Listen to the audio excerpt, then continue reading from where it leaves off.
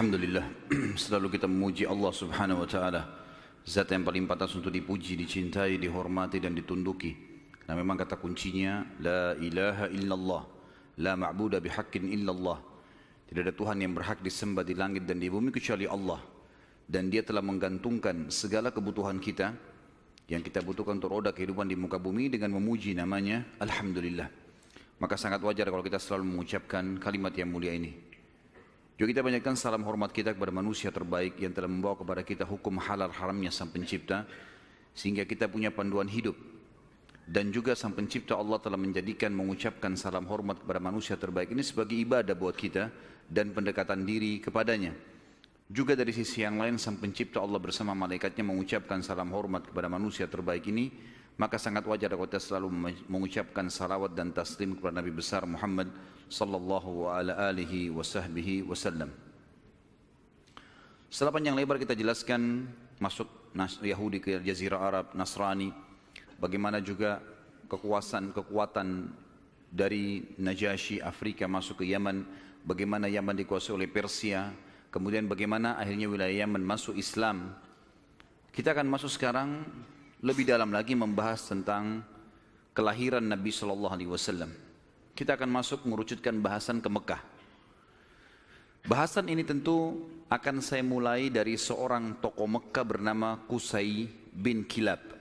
Qusay bin Kilab. Qusay bin Kilab ini adalah salah satu keturunan dari Fikhir.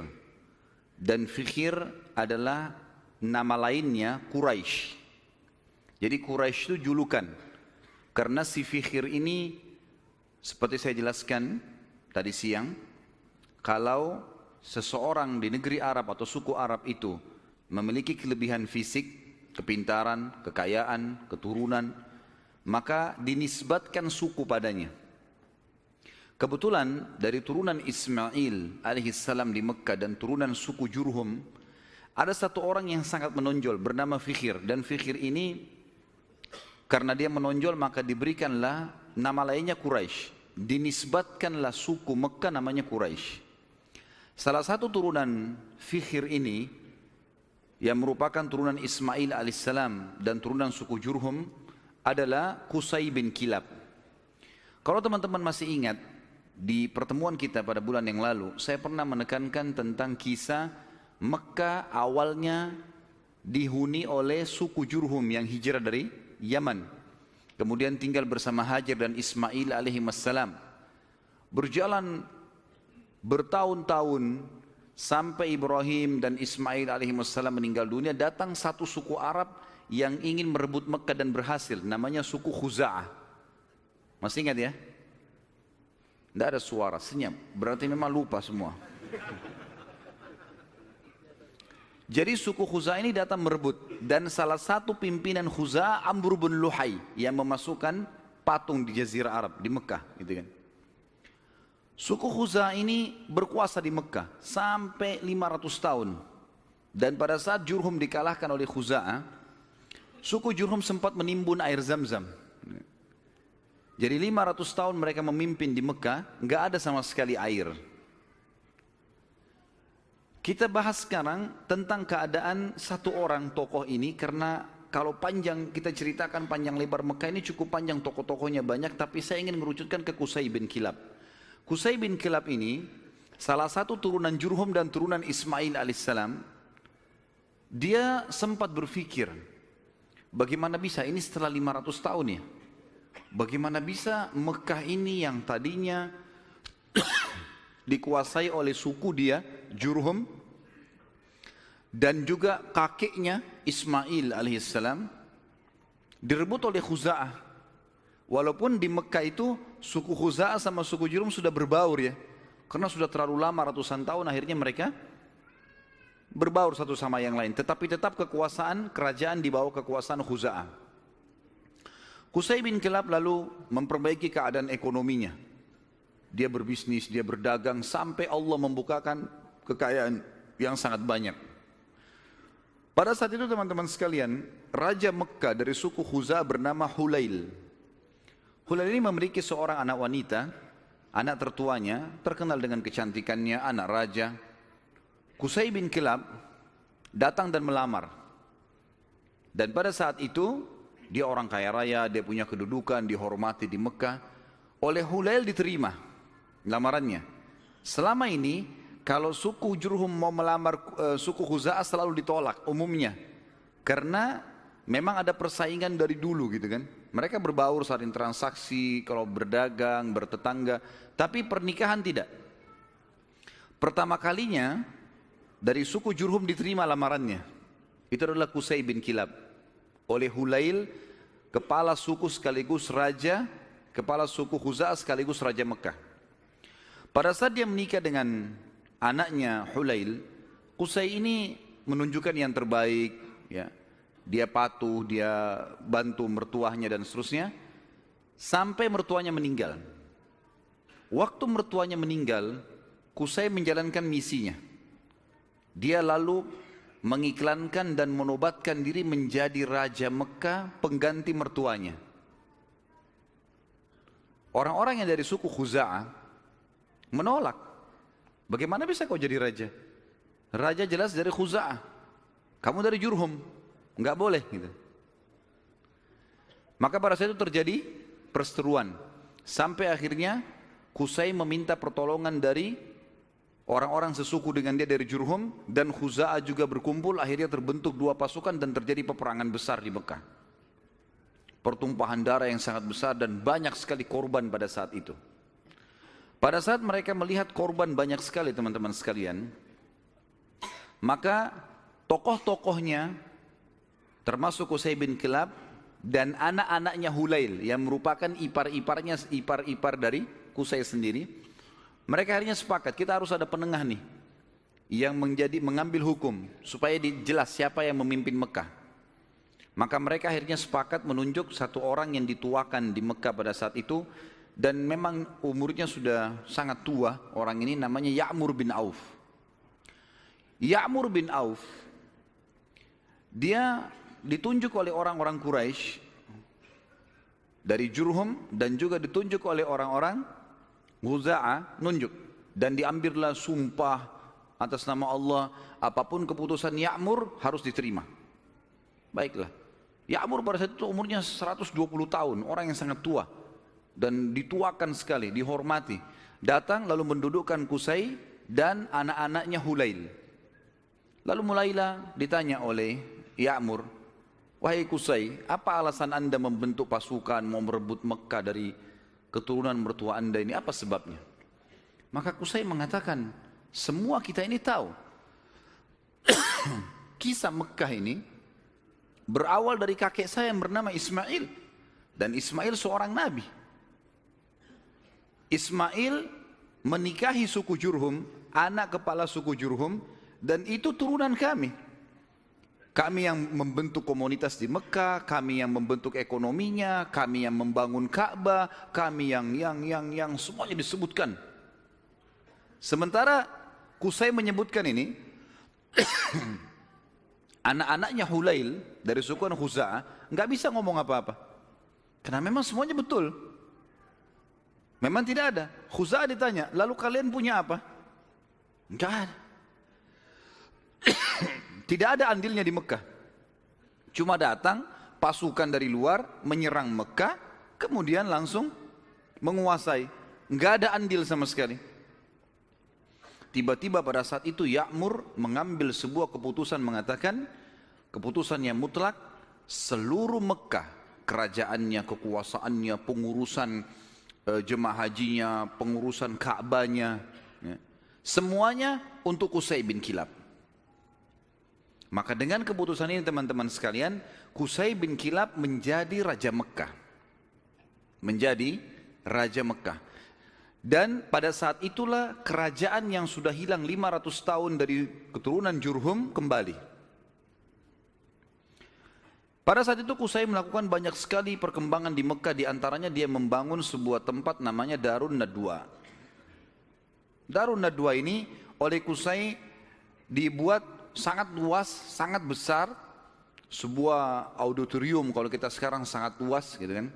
Tapi belum ada buku sejarah yang menyebutkan seberapa luas, seberapa dia menampung manusia. Tapi Dari buku-buku sejarah disebutkan Darun Nadwa pada saat itu multifungsi, dilakukan apa saja di situ. Pertemuan orang-orang Mekah, pertemuan tokoh-tokoh Mekah, sampai Qusay bin Kilab melarang siapapun orang Mekah menikah kecuali di Darun Nadwa, harus di Darun Nadwa. Kalau anak bayi baru lahir, bawa ke Darun Nadwa. Pokoknya Darun Nadwa ini menjadi simbolnya Mekah.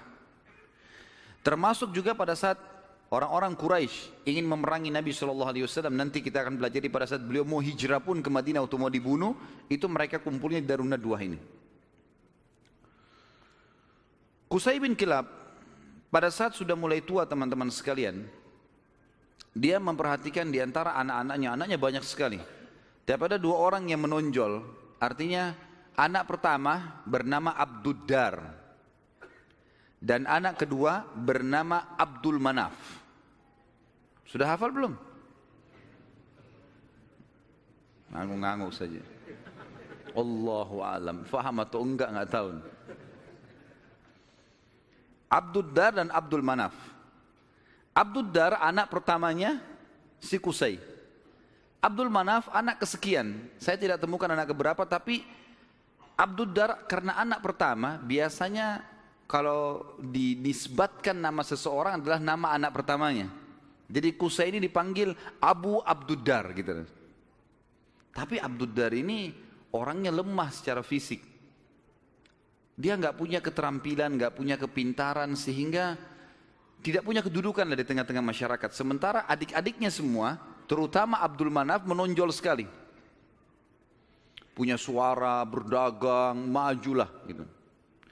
Maka Qusay ingin anaknya ini, Abduddar, punya kedudukan. Apa yang dia lakukan?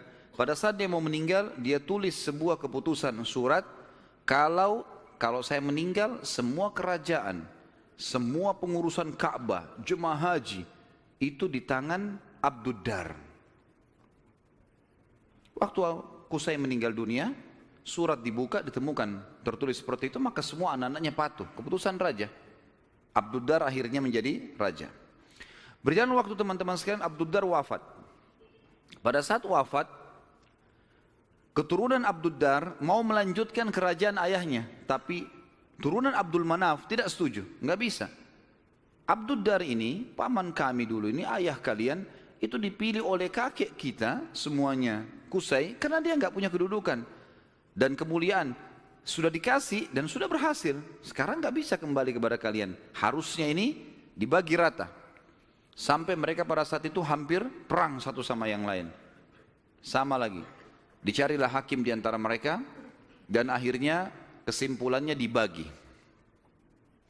Pembagian ini teman-teman sekalian adalah dibagi Abduddar khusus mengurus keturunan Abduddar, khusus mengurus semua yang berurusan dengan jemaah haji.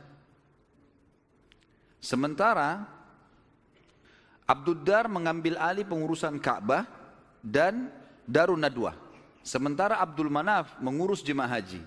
Dibagi dua.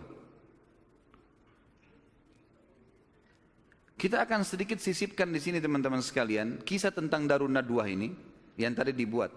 Kita tinggalkan dulu sebentar tadi sampai ke masalah sudah pembagian Mekah. Abduddar mengurus Ka'bah dan juga Darun Nadwa. Haji itu Abdul Manaf, ya. Jadi haji ini maksudnya mengurus jemaah haji, kasih minum, kasih makan. Mereka dulu sukanya begitu. Dan mereka ini terkenal dengan dermawannya.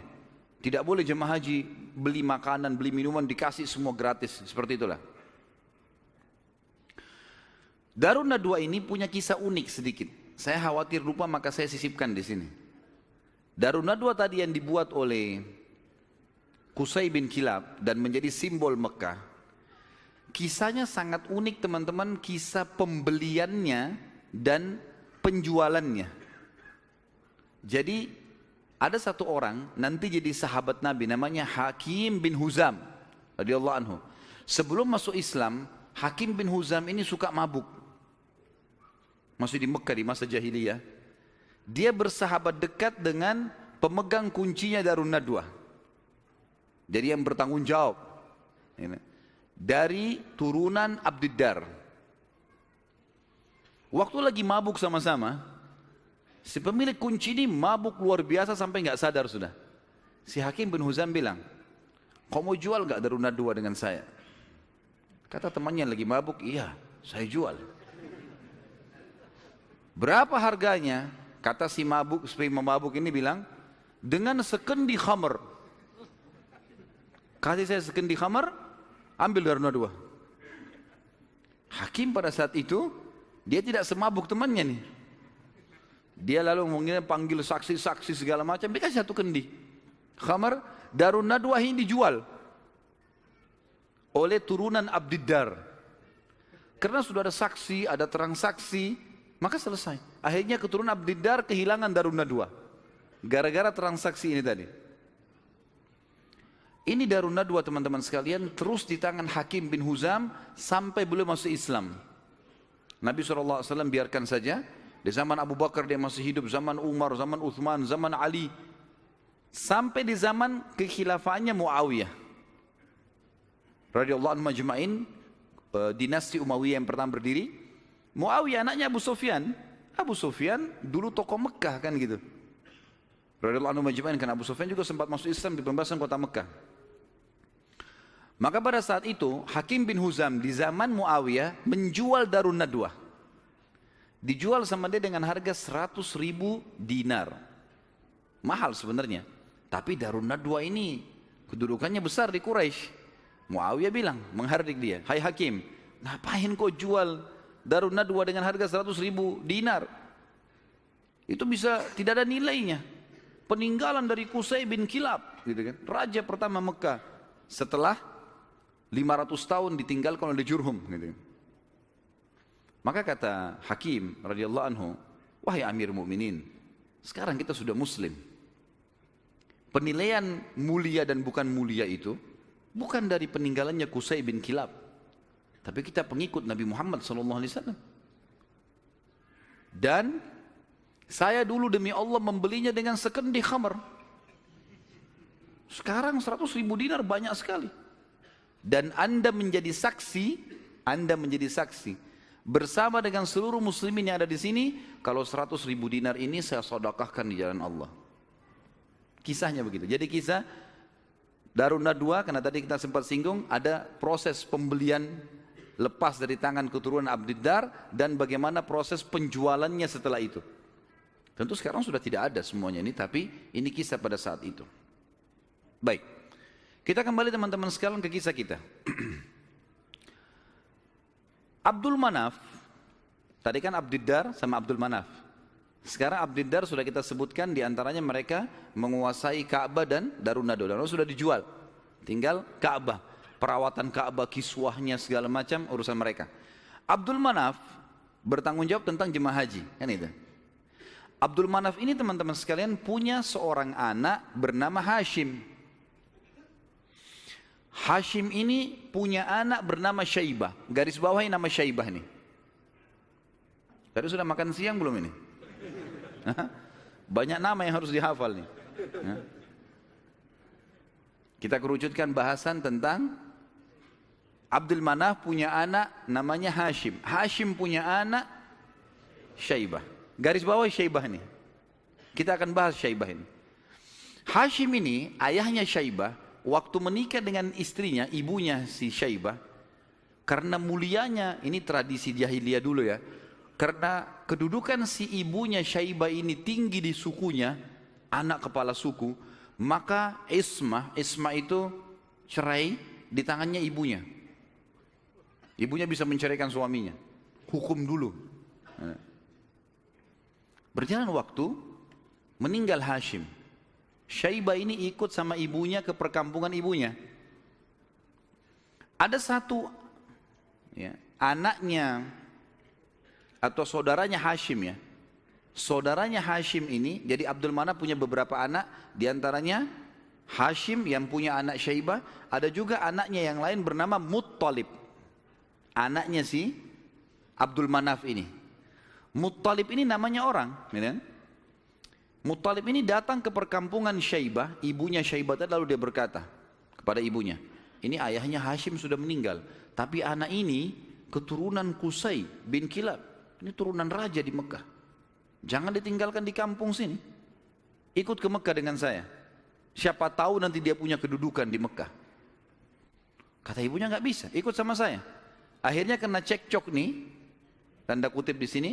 Maka ibunya Syaibah bilang, ini kita suruh pilih aja dia. Si Syaibah ini mau ikut siapa? Nanti kalau saya sebutin julukannya Syaibah ini baru antum bilang, oh iya itu orangnya. Kata si ibunya, pilih aja, Syaibah suruh milih. Dia mau tinggal sama saya di sini atau ikut sama anda ke Mekah? Lalu Muttalib tanya di depan ibunya, hai Syaibah, ikut sama saya ke Mekah atau kamu tinggal sama ibumu? Kata Syaibah, saya ikut sama paman saya. Ikut ke Mekah. Maka pergilah ke Mekah. Waktu itu Muttalib ini naik unta, dia membonceng di belakangnya Syaibah. Muttalib ini teman-teman dikenal di Mekah suka beli budak. Ya. Maka setiap hari dia datang masuk Mekah bawa budak baru. Waktu Syaibah dibonceng oleh pamannya Muttalib ini, orang-orang Mekah kira si Muttalib beli budak baru. Maka mereka bilang, Muttalib baru beli budak, di belakangnya Abdul Muttalib. Berarti hambanya si Muttalib nih. Sudah tahu nama Syaibah siapa? Yang antum kenalkan selama ini Abdul Muttalib. Namanya dia Syaibah. Jelas?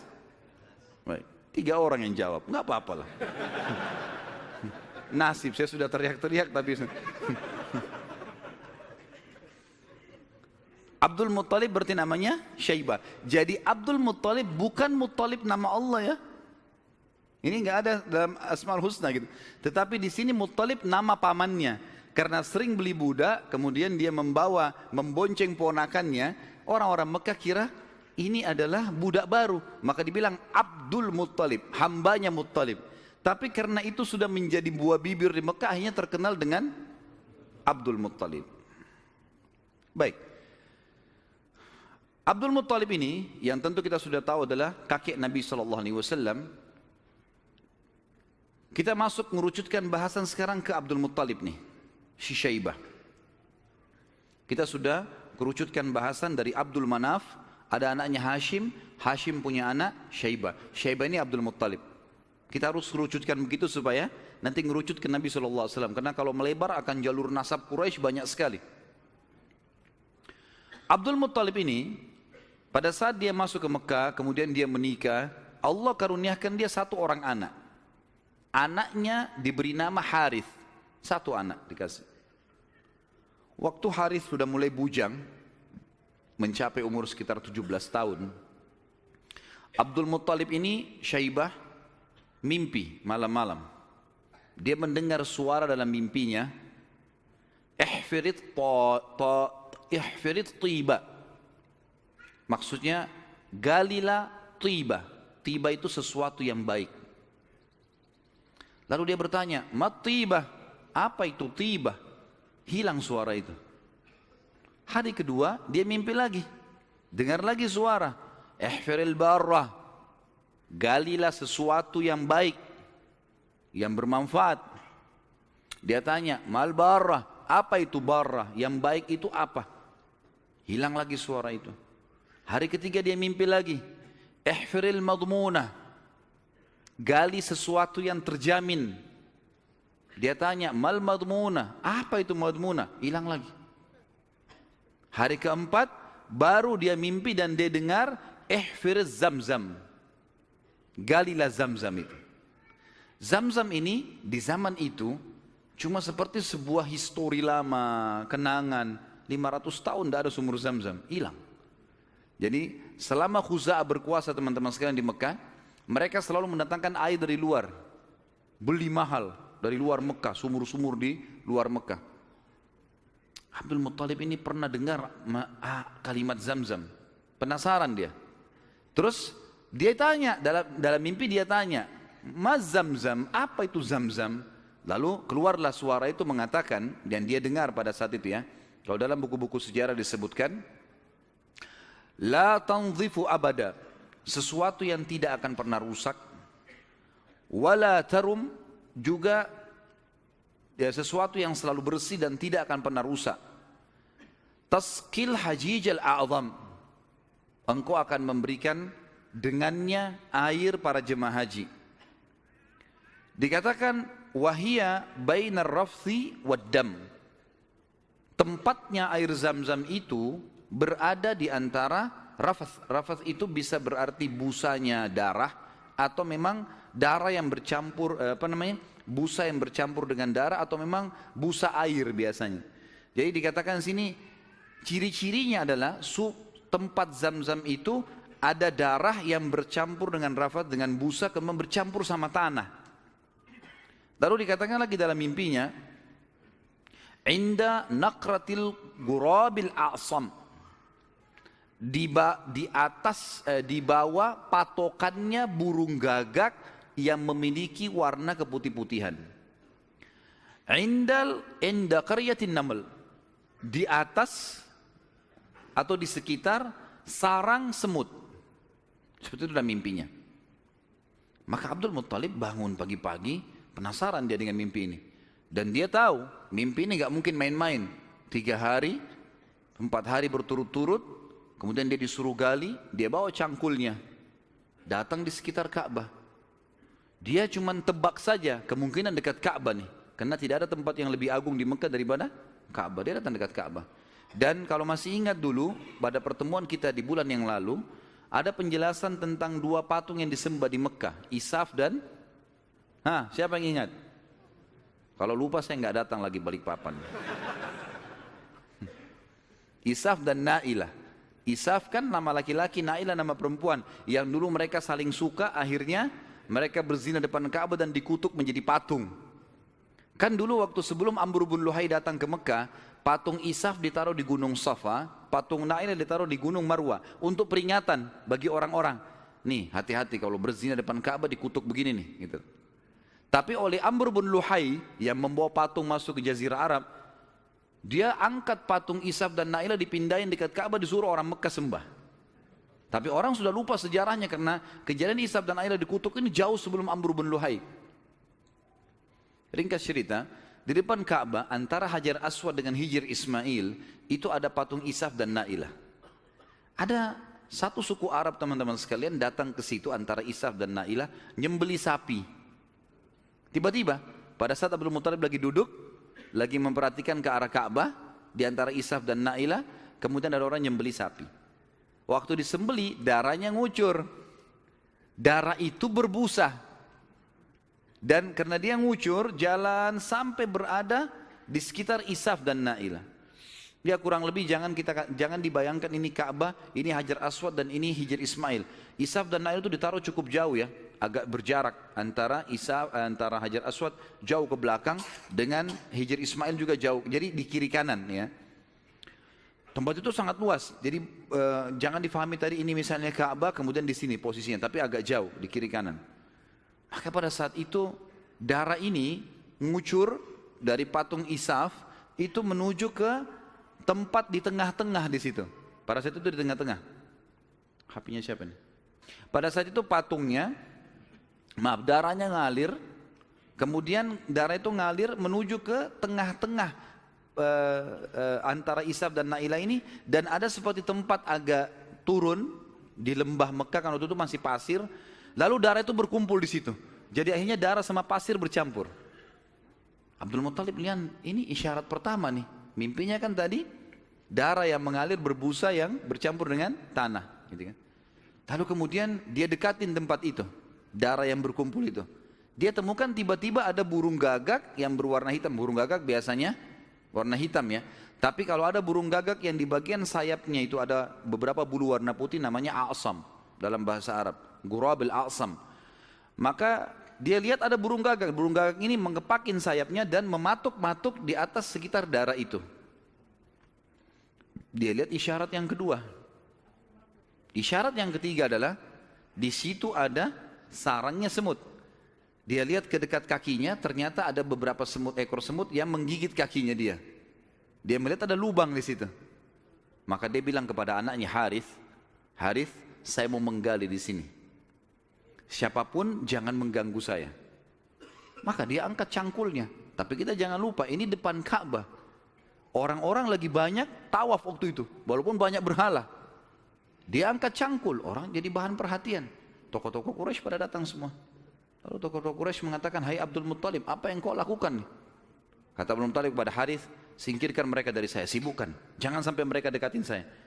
Terus saja Harith menyibukkan orang-orang Quraisy dan Abdul Muttalib terus saja mencangkul sampai ujung cangkulnya menyentuh bibirnya sumur itu. Sumur Zam-Zam. Dan dengan kuasa Allah, airnya muncrat keluar. Pada saat airnya muncrat keluar, Abdul Muttalib mengatakan Allahu Akbar. Karena memang mereka menggunakan bahasa Arab dan kalimat Allahu Akbar itu sudah biasa mereka ucapkan, gitu kan? Maka orang-orang Quraisy tahu kalau Abdul Muttalib sudah dapat target dan mereka kaget waktu lihat air muncrat, air di depan Ka'bah. Selama ini selalu ambil dari luar. Ini kemuliaan abadi, gitu kan? Maka tiba-tiba orang Quraisy datang, hai Abdul Muttalib, air ini kita punya sama-sama. Kata Abdul Muttalib, dari mana sama-sama? Saya yang mimpi, saya yang cangkul, saya yang dapat. Dari mana kalian punya sama-sama nih? Ribut nih. Abdul Muttalib bilang, ini punya saya. Quraisy bilang enggak, dikeroyokin Abdul Muttalib pada saat itu. Ribut, akhirnya mereka sepakat panggil hakim lagi. Ini hakimnya nih, cari penengah. Bagaimana caranya supaya ini bisa ditengahi, gitu kan? Insya Allah masalah di tengah ini kita lanjutkan habis salat Isya. Subhanakallahumma bihamdika asyhadu an la ilaha illa anta astaghfiruka wa atubu ilaik. Wassalamualaikum warahmatullahi wabarakatuh. Assalamualaikum warahmatullahi wabarakatuh. Alhamdulillah, wassalatu wassalamu ala Rasulillah. Kita lanjutkan bahasan kita. Akhirnya Abdul Muttalib setelah menemukan sumur Zam-Zam, orang-orang Quraisy tetap menuntut untuk dibagi. Dan Abdul Muttalib bertahan, nggak bisa nih. Saya mimpi, saya yang gali, saya yang temukan. Gimana kalian merasa punya hak di situ? Ribut, akhirnya dicarilah penengah. Dan pada saat itu mereka tidak lagi ke Ya'mur, tapi mereka pergi ke dukun Bani Sa'idah. Ada satu dukun wanita di Madinah, waktu itu disegani. Dan memang pada saat itu dukun-dukun ini luar biasa pengaruhnya. Pergilah Abdul Muttalib bersama dengan tokoh-tokoh Quraisy. Saya tidak temukan jumlah mereka berapa orang, tapi yang jelas mereka semuanya pergi ke sana. Tiba di kota Madinah, ternyata dukun tersebut pergi ke Khaybar, wilayah lain. Nanti akan ada bahasan masalah Khaybar, tapi yang jelas pergi ke Khaybar. Abdul Muttalib sepakat dengan teman-temannya, kejar aja tuh, kita ke Khaybar. Antara Madinah sama Khaybar cukup jauh dan ada padang pasir yang luas sekali. Mereka belum pernah ke Khaybar sebelumnya, jadi masih menerka-nerka jalan. Di tengah jalan mereka kehabisan air. Mau balik ke Madinah, jaraknya jauh.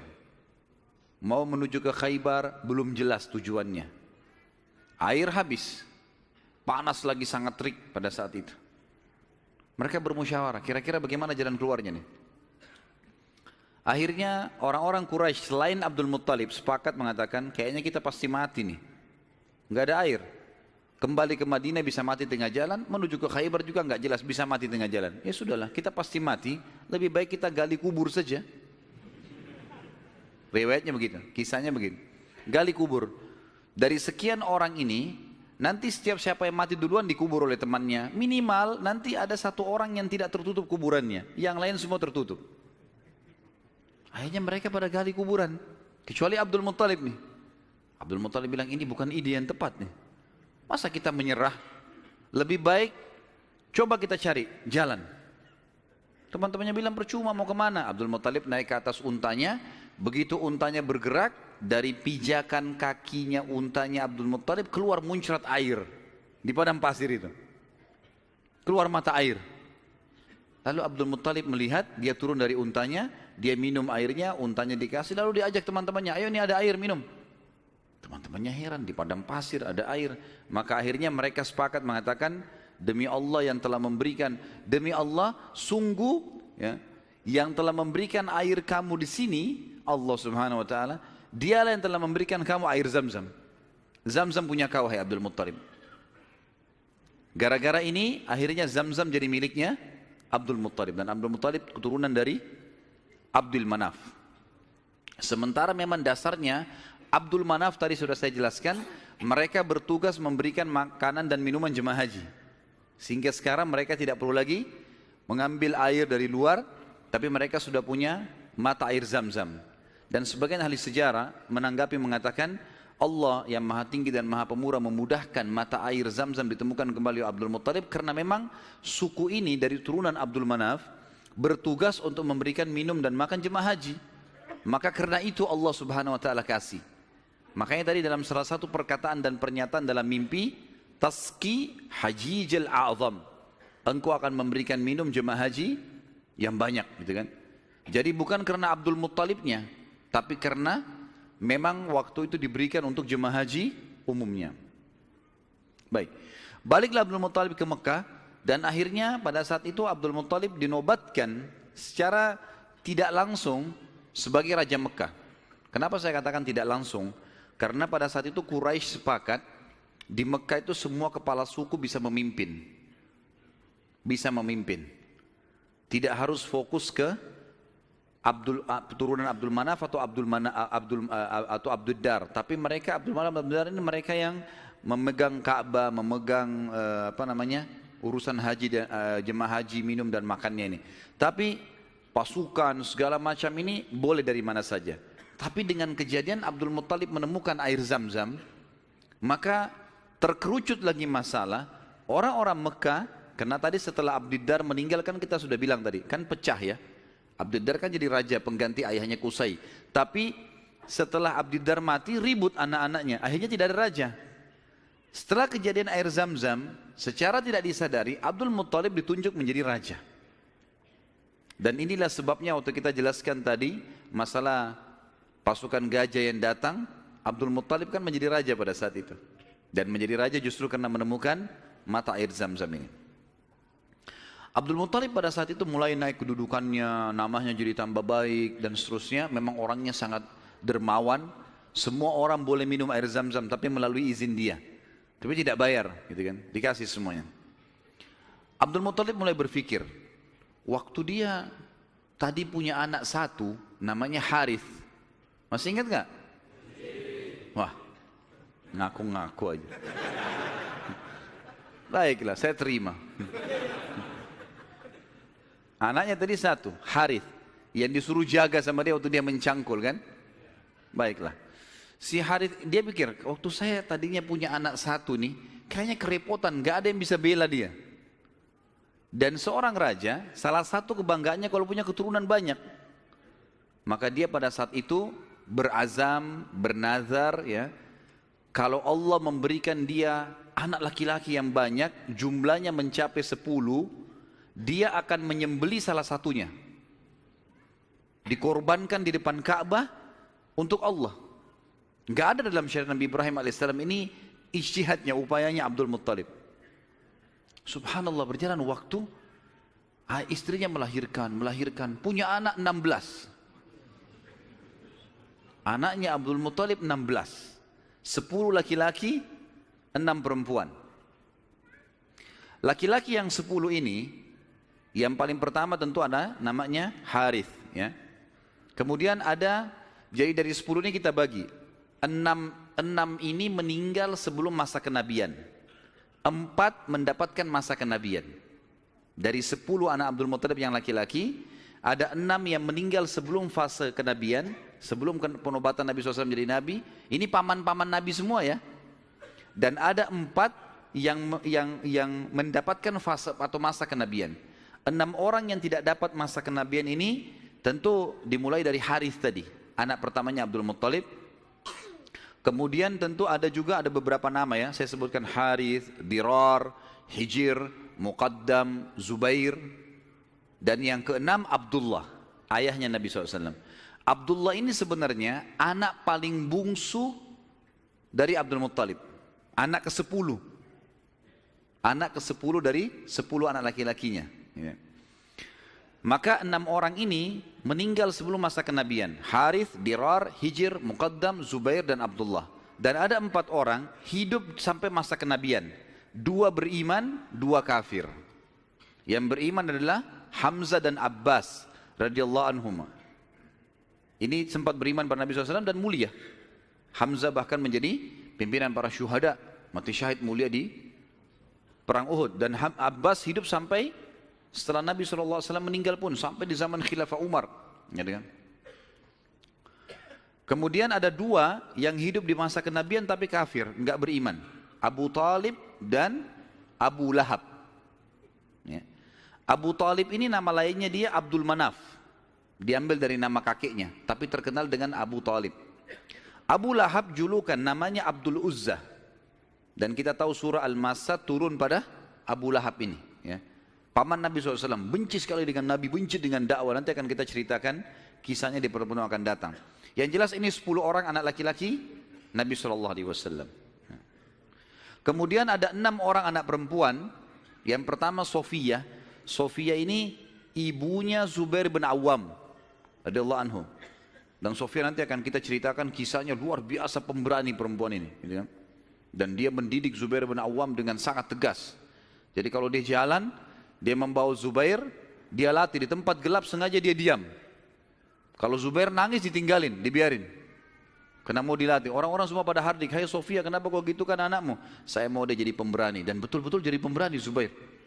Zubair itu di peperangan-peperangannya, kalau teman-teman ikuti ceramah saya di YouTube, ada serial sahabat di antara Zubair bin Awam itu luar biasa. Kalau pasukan lagi berhadapan, dia maju ke depan musuh. Jadi musuh di depan ini, kemudian dia di depannya. Tunggu takbir di belakang, dia serang duluan, sendirian. Luar biasa beraninya, radhiyallahu anhu. Ibunya namanya Sofia, tante Nabi SAW. Dan ini sempat masuk Islam di tangan Nabi SAW. Kemudian ada Ummu Hakim, ada Atiqah, ada Umaymah, ada Arwah dan Bar. Kita masuk sekarang ke masalah, kembali ke mana Abdul Muttalib. Abdul Muttalib ini anak terakhirnya yang ke-10 adalah Abdullah. Dan itu ayah Nabi SAW. Abdul Muttalib kan tadi sudah saya bilang dia nazar, kalau punya 10 anak laki-laki, dia akan korbankan salah satunya kan. Lalu dia datang ke dukun di Mekah, dan dia berkata pada dukun itu, acaklah nama anak-anak saya. Tradisi mereka pada saat itu suka sekali mengundi nasib. Kalau di dalam agama kita disebutkan tradisi mereka namanya tatayur, menggandun nasib sama benda atau sama burung. Orang-orang Arab itu kalau orang Quraisy dulu, mereka kalau mau safar, mereka ambil bulu, kemudian mereka tulis safar. Bulu yang kedua tidak safar, bulu ketiga kosong. Dimasukin dalam kotak, kemudian dia ambil salah satunya tidak sambil tidak dilihat. Kalau keluar kata-kata safar, dia yakin di perjalanannya aman. Tradisi jahiliyah, mereka salah pada saat itu tentunya. Kemudian kalau keluar tidak safar, mereka tidak boleh safar. Kalau mereka safar berarti kena musibah. Kalau keluar bulu yang tidak ada tulisannya, maka dia ulangi. Ada cara yang lain sampai dapat safar atau tidak safar ya. Kalau ada tradisi yang lain adalah kalau mengacak nama, maka mereka menulis nama di batu, lalu batu ini dibalik, kemudian ditaruh lalu diacak, dikeluarkanlah. Kalau mereka butuh sesuatu dengan cara seperti itu. Ya. Dan ini ditarik dalam hampir setiap kehidupan mereka, mau beli rumah, mau apa saja selalu ditulis di batu, terus diacak di batu, itu mengundi nasib dengan itu. Abdul Muttalib datang kepada satu dukun mengatakan, tulis nama anak-anak saya laki-laki ini, semua dari Harith sampai Abdullah. Tulis semuanya 10 orang, acak. Siapa yang keluar namanya, itu yang saya korbankan. Dan kalau nama Abdullah selamat, tidak keluar, maka saya langsung eksekusi. Karena Abdullah anak paling bungsu dan paling disayang oleh ayahnya Abdul Muttalib. Seperti itulah. Baik, diacaklah batu ini, diambil batu, keluar namanya Abdullah. Abdul Muttalib berat sebenarnya, ini anak paling bungsu disayang. Musyawarah sama anak-anaknya gimana? Nggak apa-apa ya, acak aja lagi. Acak lagi, yang kedua kali namanya Abdullah lagi. Sampai 3 kali. Namanya Abdullah terus yang diambil, keluar. Padahal ini batu diacak 10 nama. Kata Abdul Muttalib, berarti sudah memang anak ini nasibnya. Bawa Abdullah. Dibawalah Abdullah ini ke depan Ka'bah, ditaruh di atas sebuah batu. Biasanya mereka taruh di situ sembelihan, taruh kambing, taruh apa, dipegang di atas batu itu, baru mereka sembelih untuk berhala-berhala gitu kan. Ditaruhlah Abdullah, mau disembelih sama dia. Ikat tangannya, ikat kakinya, angkat pedang, mau disembelih. Orang-orang Quraisy lihat, Apalagi yang Abdul Muttalib buat nih? Datang tanya, hai Abdul Muttalib, apa yang kau lakukan? Saya sudah nazar, kalau Allah kasih saya 10 anak, saya sembelih salah satunya. Dan saya sudah acak nama-nama anak-anak saya yang keluar anak ini. Saya mau jalankan nazar saya. Orang-orang Quraisy bilang, nggak bisa, jangan. Mereka berusaha tahan. Akhirnya Abdullah ini ditarik-tarik. Ini. Sampai akhirnya, karena ditarik-tarik, ada orang Quraisy yang sempat menarik bagian badannya dan ada yang menarik kupingnya sampai kuping Abdullah itu sempat luka. Ini. Maka ada julukan sendiri dikatakan Abdullah yang luka kupingnya. Gitu. Ayah Nabi SAW. Baik. Pada saat itu, orang-orang Quraisy mengatakan, wahai Abdul Muttalib, sadarlah. Kalau kau lakukan ini sementara kamu adalah tokoh masyarakat di Mekah, maka akan menjadi sebuah tradisi nanti ini. Akhirnya setiap orang punya 10 anak laki-laki, 1 disembelih. Dan apa kenikmatannya orang kalau sudah punya anak disembelih gitu. Jangan dilakukan. Mari kita berhukum lagi. Cari hakim. Kembali kepada wanita dukun di Madinah. Suku Sa'idah tadi.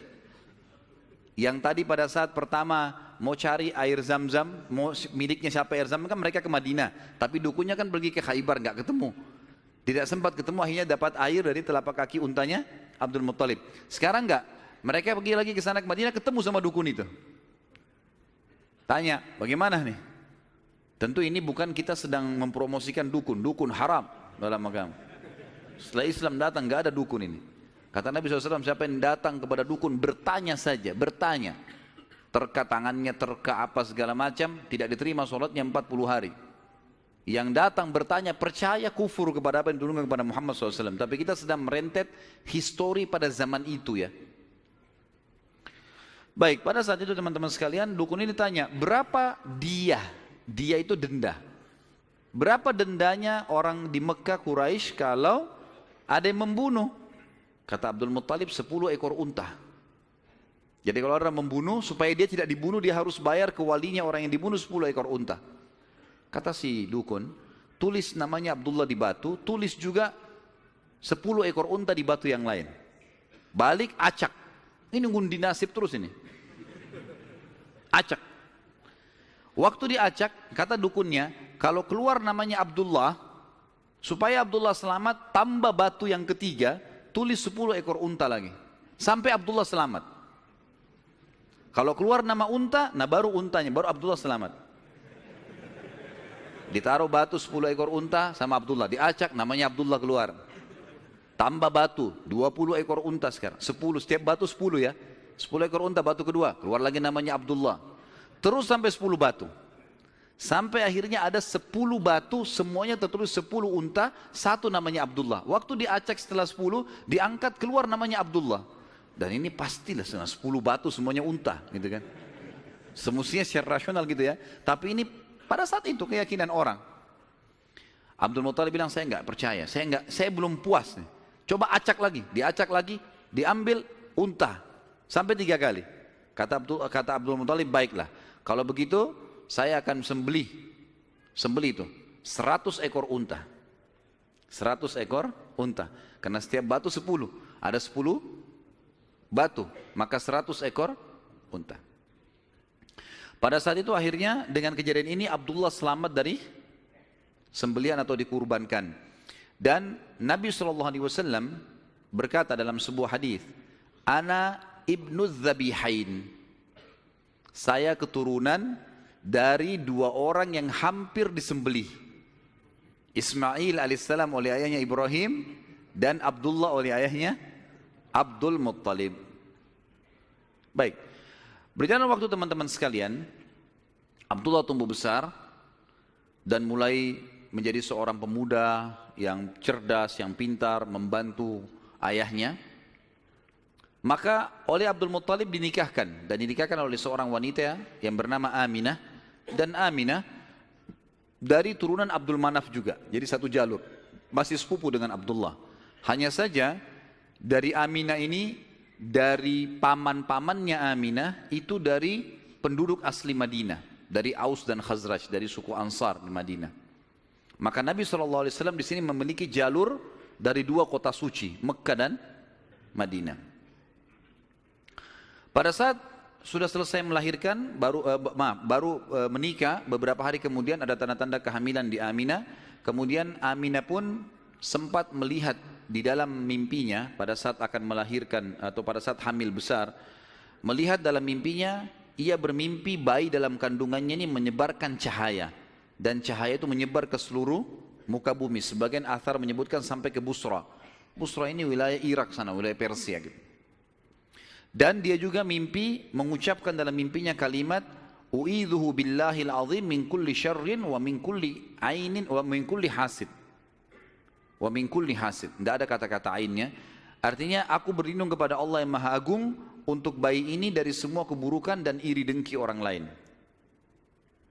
Berjalanlah hamil tersebut. Pada saat berumur beberapa bulan, ada sebagian ahli sejarah menyebutkan sekitar 6 bulan hamilnya Aminah di Nabi SAW dalam kandungan beliau, maka meninggallah Abdullah.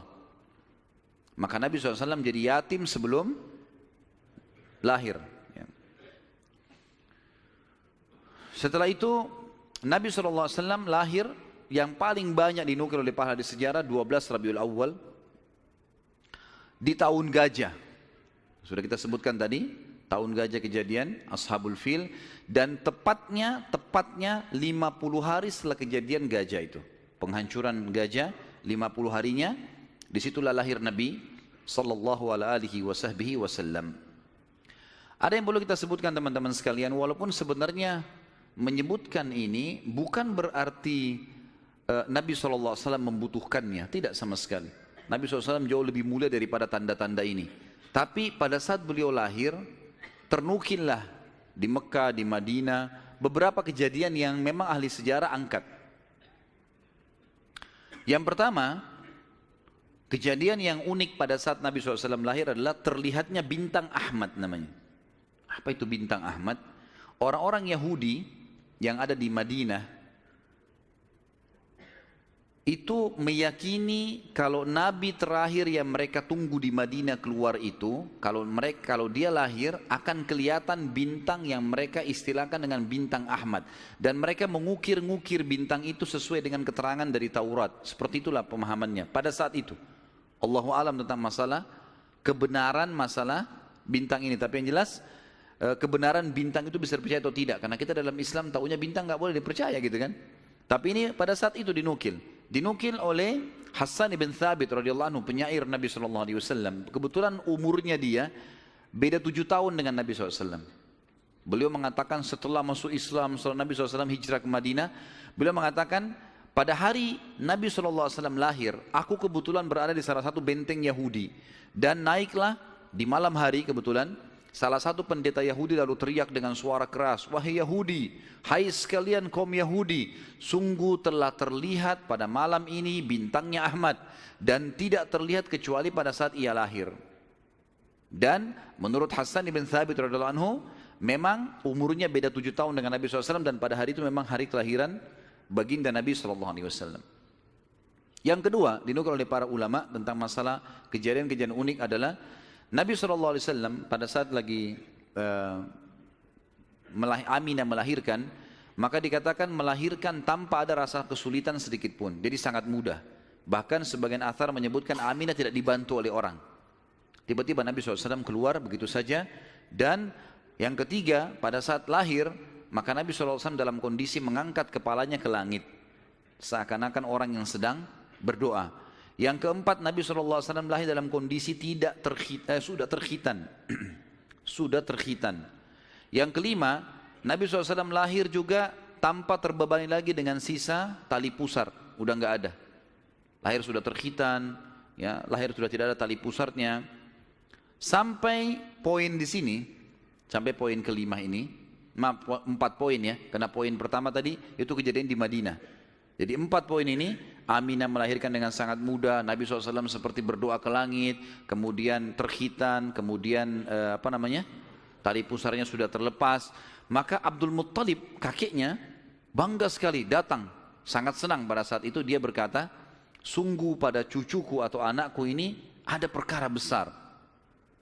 Lalu Abdul Muttalib pun membawa bayi Nabi SAW ke Ka'bah saat baru lahir, dan ia yang memberi nama Muhammad. Baik, ada sedikit rahasia masalah nama Muhammad ini. Perlu teman-teman tahu, Nama Muhammad sebelum Nabi Muhammad SAW tidak dikenal oleh orang-orang Arab. Gak ada satupun orang Arab bernama Muhammad pada saat itu. Belum ada. Terus dari mana nama ini? Kok Abdul Muttalib bisa berikan nama cucunya? Ada kisahnya.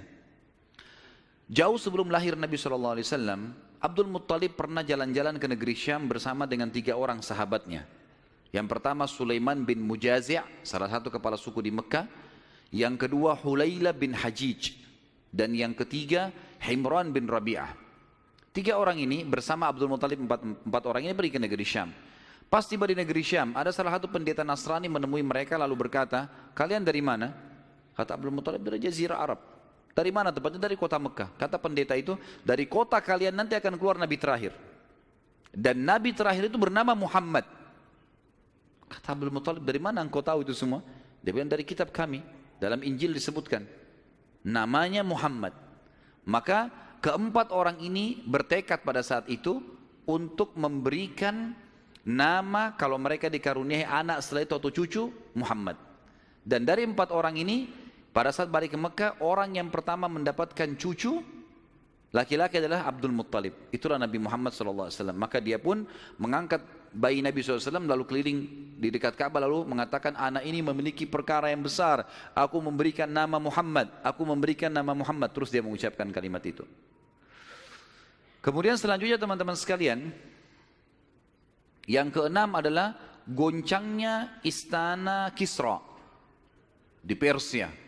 Dan rubuhnya 14 teras istananya. Jadi ada teras-terasnya istana itu rubuh semua tanpa sebab. Rusak semuanya.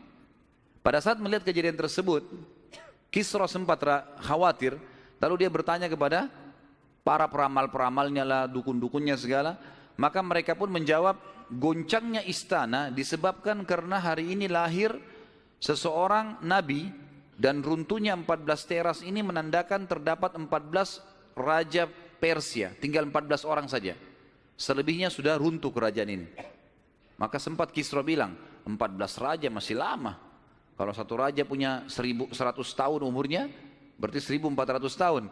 Tapi tanpa disadari oleh Kisra, apalah di sejarah Muslim menukil, tanpa membenarkan ramalan ini ya. Kita bukan membenarkan. Karena ramalan itu semua, kalaupun bertepatan, karena mereka mencuri, syaitan mencuri berita dari langit. Bukan karena mereka tahu.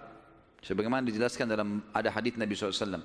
Dan ternyata setelah Kisra, yang pada saat Nabi SAW lahir itu ada, anak-anaknya berselisih pendapat dan dalam waktu 4 tahun saja terjadi penggantian 10 orang Kisra. Mati semua, saling membunuh satu sama yang lain. Ya, dan puncaknya yang terakhir adalah yang ke-14 meninggal di zaman Umar radhiyallahu anhu. Pada saat Umar menembus wilayah Persia. Yang ketujuh, padamnya api sesembahan kaum Majus. Jadi ada api yang disembah di beberapa titik di negeri Persia. Jadi mereka buat api besar dan api itu selalu disembah, tiap hari mereka sembah. Pada saat Nabi SAW lahir, api itu tiba-tiba mati dan mereka berusaha menyalakan, tidak bisa, selamanya mati. Sampai Persia pada saat itu seluruh Persia yang menyembah api, apinya mati semua, nggak ada. Mereka mau coba nyalakan sampai runtuhnya di zaman Umar bin Khattab, tidak ada api mereka. Tidak bisa lagi mereka nyalakan api untuk disembah ya. Nggak bisa lagi mereka nyalakan. Setiap kali di wilayah Persia dinyalakan api mati, padam. Mereka cuma pakai masak, misalnya di situ padam. Nggak bisa sama sekali. Yang kedelapan, hanyutnya air sungai Sawa. Sungai Sawa ini teman-teman sama dengan sungai Gangga sekarang di India.